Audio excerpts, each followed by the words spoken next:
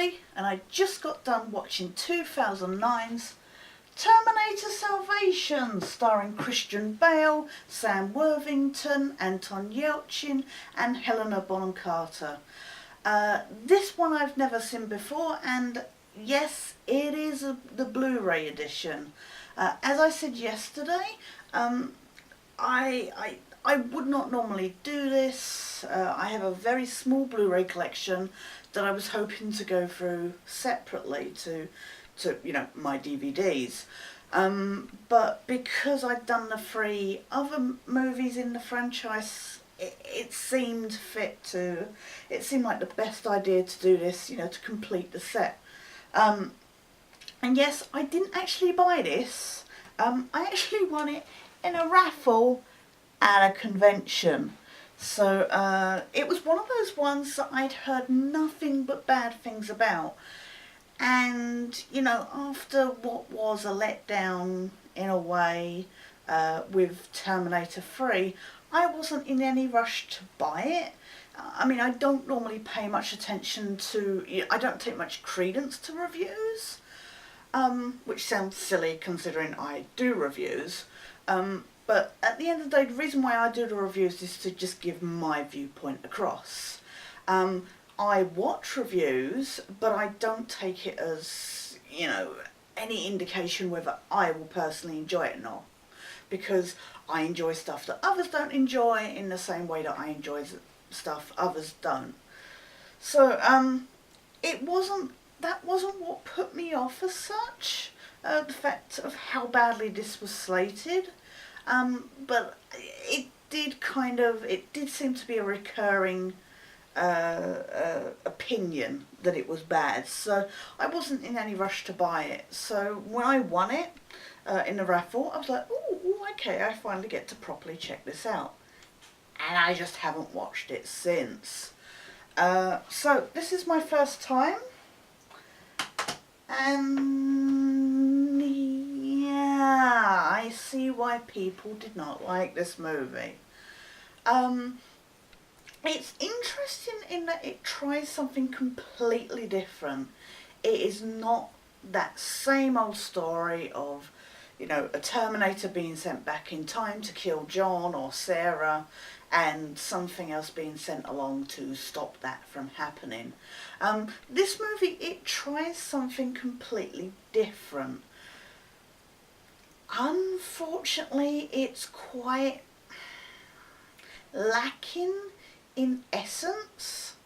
What happens is it's set in 2018.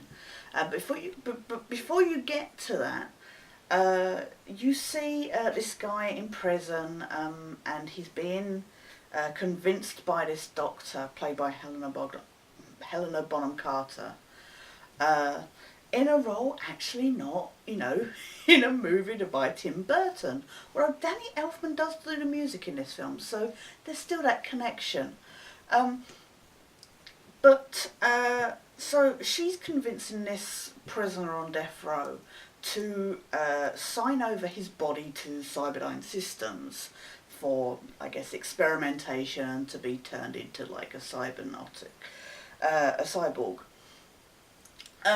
So you see him, Marcus, he does that, and then when we catch up to 2018, he wakes up naked and confused with amnesia at this destroyed Skynet facility. And he doesn't realise that he's been turned into this robot. So he goes on, he encounters the Terminators and all that stuff. And he thinks they're the enemy and stuff, and he helps out a young Kyle Reese, played by Anton Yelchin, who I always enjoy seeing his stuff. He's not in enough stuff. I think the first ever thing I saw him in was the David Duchovny penned House of D, which he was brilliant in. And of course now he's, Chekhov in the new Star Trek reboots. But he's brilliant as young Kyle Reese, and I can imagine him being the younger version of Michael Biehn. But so Marcus helps Kyle, except Kyle gets taken by this big robot, which is kind of like, if anybody's seen the remake of War of the Worlds, when the tripods pick the people up and dump in those little kind of ball sacks, if you will, those cages underneath their bodies. It's kind of like that. I don't know why Skynet is gathering up these people. I mean, if they see humans as a threat, why don't they just kill them outright? I guess they're taking them for experimentation or something, or for bodies to use to turn into cyborgs. But yeah, that was a little confusing. But anyway, getting back to, we do see John Connor, played by Christian Bale, who just essentially huffs his way through this whole thing. Seriously, he's so gravelly all the time. I was just waiting for him to turn around and go, "I'm Batman, I'm Batman, I'm Batman." Instead, he's going, "I'm John Connor, I'm John Connor, yeah, I'm John Connor." Oh, goodness sakes. So he turns up he's with his other army buddies and that, and they're destroying these facilities and stuff, and he finds out that Skynet are developing the T-800, which of course is the Terminator that came after Sarah in the first movie. So he's basically leading the resistance and stuff like that. And then he learns that Kyle is in danger. So he, considering Kyle is his dad, he has to do whatever he can to help Kyle. And he goes to this Skynet facility, except there's, the kind of higher-ups, played by Michael Ironside, who I always love seeing turn up in stuff, although he's older and his voice is gravelier in this, and whenever he was talking I was just hearing Sam Fisher and was waiting for him to do some kind of sneaky stealth stuff and that. It was kind of funny. But they just want to bomb Skynet, but of course they don't care that there's people there because they just care about getting rid of the robots and stuff. Connor finds out about Marcus, except then he learns that Marcus is actually a cyborg. So he thinks he's evil in that, but Marcus is trying to prove that he's human and good, and he wants that second chance because he was on death row for a crime and stuff like that. And he's seen as this is his second chance kind of thing. So he says, "I want to rescue Kyle," so he helps John infiltrate Skynet and save Kyle. Except the T-800 is let loose, and this CGI'd version of Arnold Schwarzenegger is let loose with a very dodgy hairdo. And it's really sad. And you know what?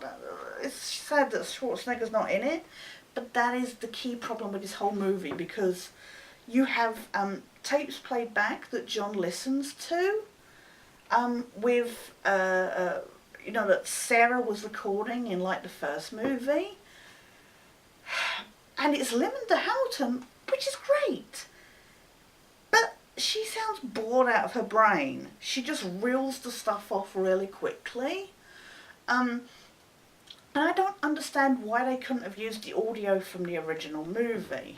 I get there is a recording later on that I don't remember us ever hearing recorded, so I guess they've got to make them sound the same. But it just, that lacked heart. There's no... my main pet peeve with this movie is the fact that we are constantly, throughout this franchise, being introduced to different versions of John, and then, even between T3 and this, we're being introduced to a different Kate, Catherine Brewster, who was Claire Danes in Rise of the Machines. She's played by Bryce Dallas Howard in this movie. So you can build no connection connection to these people, really, other than the core kind of, you know, they're the saviours and stuff like that. Because they're not being played by the same people. And it would be nice to have an ongoing connection to people that you recognise and you instantly want to connect with. I mean, I know yesterday I joked about Nick Stahl's derp face, but seriously, if I would love to have seen him progress from that and that weediness that kind of bugged me, to then seeing him badass in this. And like I say, I'm not a huge Christian Bale fan. It's not that he's bad at acting, it's just that grumbling that he does. I'm just like, oh my god. And it's not that Bryce Dallas Howard is bad at doing Kate in this. It just would have been nice to have that running thing. And like I say, Arnold Schwarzenegger actually isn't in this movie. He is CGI'd. His face is scanned from previous movies. And apparently he's even gone on record to say that he thought this movie was shit, that it just didn't even bother. Like I say, Linda Hamilton her voice is just really just bored. We don't even have a Dr. Silberman. There are no real connections to the previous movies except for this ongoing story. Stan Winston had passed away. At least there's an unloving memory at the end. James Cameron isn't involved. McGee, who directs it, I love his work on the Charlie's Angels movies and of course the TV show Nikita. And it's not that his directing's bad here, but it's just, there's no atmosphere with this movie. Everywhere is out in the desert. I mean, when we had, you know, the 2029 kind of leap forward flashes, there was this, you know, metallic graveyard and stuff. But we're just seeing all these deserts, and it's like they couldn't be asked to build any sets with destructed buildings and stuff like that. It feels very empty, and the CGI, which is overpowering, it's everywhere. And I don't know if it's just because, you know, I'm watching the HD Blu-ray kind of thing, but it's so more obvious and distracting. And I mean, there's a scene at the very beginning when you see John Connor in this helicopter, and he's barely moving and stuff, and it looks so fake. It looks like he's just, it looks like Christian Bale's just gonna sat down on a chair in this like frame of a, you know, a mock-up helicopter, and that's it. But everything's just been added on extra and nothing else, and it feels cold and just, it's a big mess. And it's really disappointing because, like I say, I love that this movie is trying to do something completely different. There's some good action in it. But it all just falls flat, and it's trying with too many different story threads that don't really go anywhere, that just really don't feel, they feel very disjointed. So I don't want to be the same as everybody else. It could be that I've just watched the other 3 movies back to back. As I said yesterday with Rise of the Machines, you know, I was drawing a correlation with the previous 2 movies. But you know what? I would rather see that trilogy as its own classic trilogy. And this movie is just, it's frustrating because, like I say, you know, we could have seen, you know, we could have seen a Nick Stahl or Ed Furlong version of John, older. We could have seen him fighting, you know, being the resistance and leading them and that.